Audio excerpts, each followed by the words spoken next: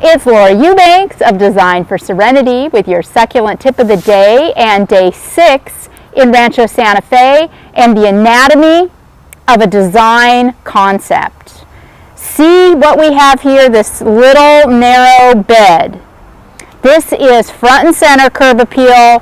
I absolutely love this wall. I love the shape of it. I love the textured coating. I love the color. And it was completely hidden with a bunch of crap. Yeah, over there. Big old like this. These things, these big ugly things. I couldn't see it. So, I know many of you asked me, I don't know where to begin. I don't know what to do. Where do I start? Here's where you start. So you pull out the crap first, have faith, because once the crap's out, you can really see it. It opens up.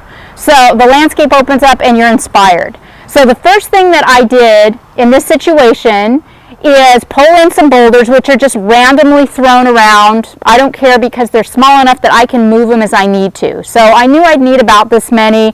Where they're going, TBD. But this is where I started. I made a little mound right here. I planted a Petalanthus bracteus to give us some height against this fabulous wall. Staged this beautiful piece of driftwood. And then a low profile aloe blue elf. Why low profile? Because I don't want a plant that's going to overpower this wood in another year to 2 to 3. The blue elf stays little, low, compact. This is the perfect trio.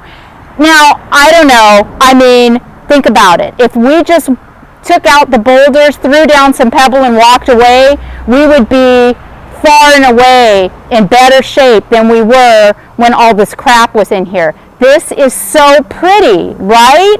It's just so attractive, it's so compact, and now I'm so inspired, aren't you? Aren't your juices flowing? Can't you just say, oh wow, yeah, now let's move that boulder over there, and let's do that aloe cameroni, and then we're going to balance and flank over here with this, and then, so the popcorn starts popping. And your popcorn will pop too, I promise. If you have a little faith, you get rid of the crap, and you just start, and you step back, and you look, and you allow yourself to go one step at a time with your design. So, here's our semi-finished project. We mounded a few more areas, elevated some of the rocks. Another pro tip is to turn your rock. Sometimes they're better on their ends instead of laid flat, and in this case it just really was super dramatic to stand this little boulder up on its feet. Sometimes, when I have learned that in mounding there can be challenges when I do my dressing rock. If my elevations are too severe, the rock can slide off. So the secret to dealing with that is rubble.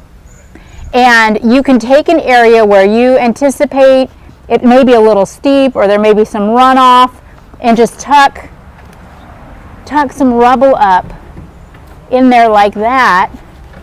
And what that does is offer a little natural retention so that when you do your top dressing rock, it holds it steady and it doesn't fall off onto the ground.